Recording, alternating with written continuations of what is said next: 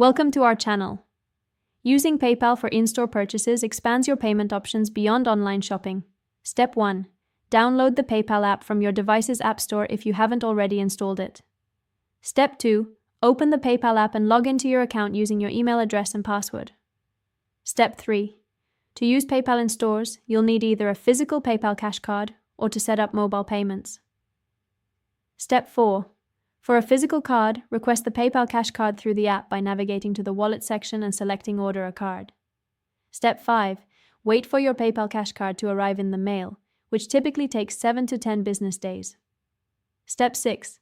Once received, activate your PayPal cash card through the app by scanning the card or entering the card number. Step 7.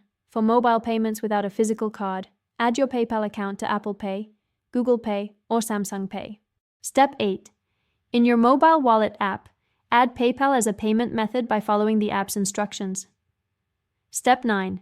When shopping in store, either present your physical PayPal cash card for swiping or chip insertion. Step 10. Alternatively, use your mobile wallet by holding your phone near the contactless payment terminal. Step 11. Authenticate the payment using your biometric security or phone passcode.